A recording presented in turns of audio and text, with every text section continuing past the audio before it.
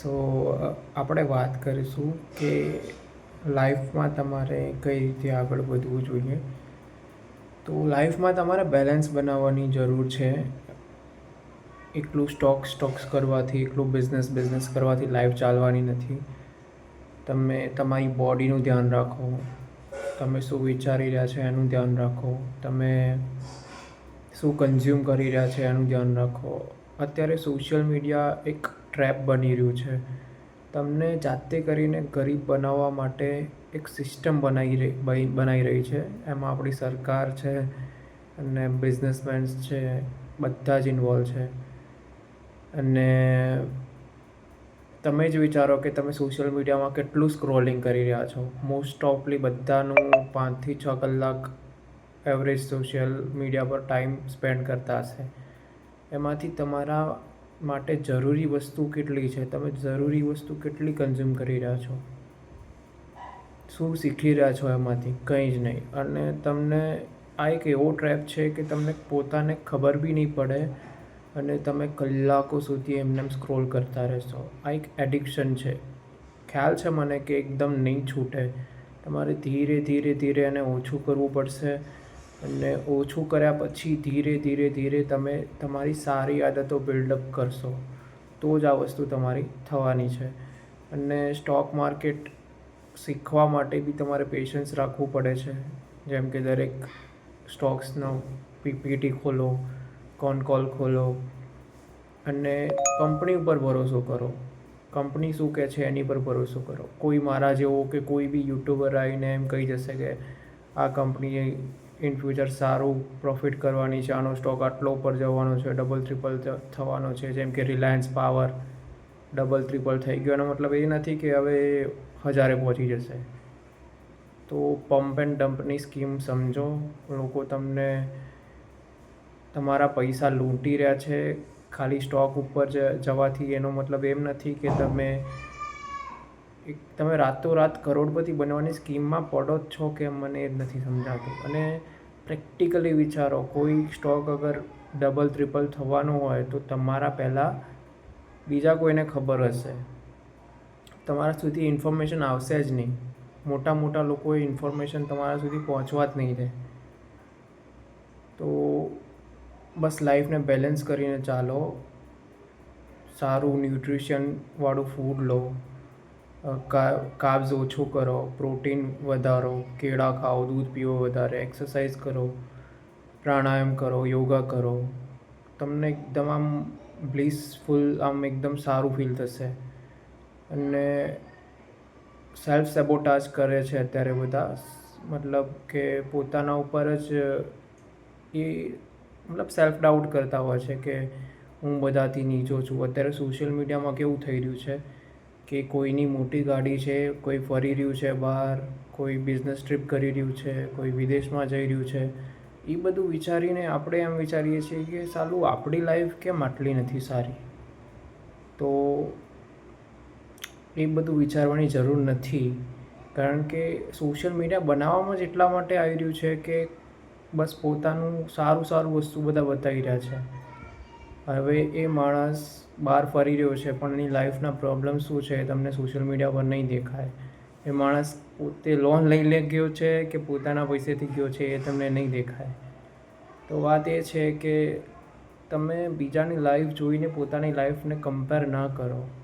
તમે મહેનત કરતા રહો, એન્જોય બી કરો, તમારા શરીરનું ધ્યાન રાખો. લાઈફના 4 એરિયા છે: હેલ્થ, કરિયર, મની અને રિલેશનશિપ. પહેલું હેલ્થને પ્રાયોરિટી આપો. કરિયર, મની ને બધું પછી રાખો. રિલેશનશિપ બી પછી રાખો. પહેલું હેલ્થને પ્રાયોરિટી આપો. જો હેલ્થ નહીં હોય તો તમે પૈસા કમાયેલા છે એ બી કોઈ કામના નથી. અને જો રિલેશનશિપ સારું નહીં હોય તો બી તમે પૈસા કમાયેલા છે કંઈ કામના નથી. હેલ્થ સારી નહીં હોય તો રિલેશનશિપમાં બી તમારા પ્રોબ્લેમ જ આવવાની છે. તો વાત એ છે કે જાગી જાઓ, બને એટલું જલ્દી ચેન્જ થાઓ અને લાઈફ ચેન્જ કરો. લોકો એક લૂપમાં ફસાતા જાય છે. પોતાના જ વિચારોથી લોકો કંટાળી ગયા છે. અને આ શરૂઆત છે. લોકો આત્મહત્યા કરી લે છે આ બધી બાબતથી. પોતાના નેગેટિવ વિચારોનું લૂપ કન્ટિન્યુઅસ ચાલતું રહે છે. કેટલાક લોકો એવા છે કે જેને રાત્રે ઊંઘ પણ નથી આવતી. મને બી વચ્ચે એક ટાઈમ એવું થઈ રહ્યું હતું, તો મેં ચાલુ કર્યું મેડિટેશન કરો, તમારું મન એકદમ શાંત થઈ જશે, તમને લાઈફમાં ક્લેરિટી મળશે, તમે ખોટા વિચારો નહીં કરી શકો, જાણતા છતાં નહીં કરી શકો. તમને લાઈફમાં એક ક્લિયર વિઝન મળશે કે તમારે લાઈફમાં શું કરવું છે. નો ડાઉટ એવું નહીં કહેતો હું કે તમે સાધુ બની જાઓ અને બસ મૂકી દો તમારું સ્ટોક માર્કેટનું રિસર્ચ કે પૈસા કમાવાનું મૂકી દો. એ હું ક્યારેય નહીં કહું. કારણ કે તમે તમારી જવાબદારીઓ નિભાવવાની છે અને એની સાથે તમારી પીસ ઓફ માઇન્ડનું બી ધ્યાન રાખવાનું છે કે શાંતિ જોઈએ માણસને. માણસ પૈસા શું કરવા કમાય છે? શાંતિ જોઈએ એની માટે કમાય છે. માણસ રિલેશનશિપથી બી શું જોઈએ? એને શાંતિ જોઈએ કે આખો દિવસ કંટાળીને આવ્યો હોય તો ઘરે એને શાંતિ મળે. તો બસ ધ્યાન રાખો, પોતાની હેલ્થનું ધ્યાન રાખો, પોતાના સ્ટેટ ઓફ માઇન્ડનું ધ્યાન રાખો. અને પૈસા તો કમાવો છો તમે, આખી જિંદગી પૈસા તો કમાવાના જ છે. અને જો હેલ્થ ને રિલેશનશિપ ને એ બધાનું ધ્યાન નહીં રાખો તો તમે ક્યાંયના નહીં રહો. અને આ સિસ્ટમ તમને સોશિયલ મીડિયા છે, ખાસ કરીને ઇન્સ્ટાગ્રામ, ન્યૂડિટી, પોલિટિક્સ, એ બધું જ બતાવવામાં આવી રહ્યું છે. તમારું બ્રેઇન વોશ કરવામાં આવી રહ્યું છે કે તમે આગળ વિચારી જ ના શકો. પોતાની લાઈફ વિશે વિચારવાનો તમને ટાઈમ જ ના મળે. શું કરો છો તમે? 9 કલાક જોબ કરો છો, 5-6 કલાક ઇન્સ્ટાગ્રામ સ્ક્રોલ કરો છો અને બીજાની લાઈફ વિશે જાણી રહ્યા છો કે શું છે શું નહીં. ને પછી ગોસિપ્સ કરશો, પોલિટિક્સમાં વિચારશો કે આને આમ નહોતું કરવું જોઈતું, આને તેમ નહોતું કરવું જોઈતું.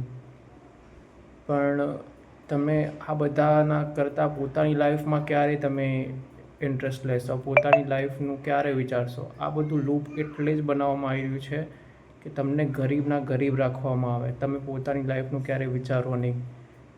હું તો કહું તો ફોન મૂકી દો, મારો વિડીયો બી ના જુઓ, કોઈનો વિડીયો ના જુઓ. હા, થોડાક ટાઈમ માટે પોડકાસ્ટ જુઓ કે બુક્સ વાંચો કે કોઈ સારો વિડીયો જુઓ કે જે તમને લર્નિંગ આપે, ન્યુટ્રિશનના વિડીયો જુઓ કે જે તમારા નોલેજને એન્હાન્સ કરે, તમારી લાઈફમાં કંઈક વેલ્યુ એડ કરે. એ વસ્તુ બરાબર છે થોડોક ટાઈમ, 1-8 કલાક 2 કલાક. આખો દિવસ તમે આનું આ જ કરશો તો તમે ક્યારે આગળ નહીં વધી શકો. અને તમને લાગે છે કે લાઈફમાં બહુ સમય છે. તમે દિવસો જતાં જોયા હશે, બહુ જ ફાસ્ટ સમય જઈ રહ્યો છે. લાઈફ ક્યારે આપણે 50-60 વર્ષના થઈ જઈશું પછી રિગ્રેટ ના થવી જોઈએ કે આખી લાઈફમાં મેં કશું કર્યું નથી.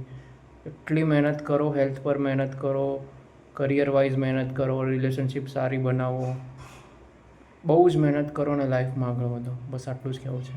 Thank you.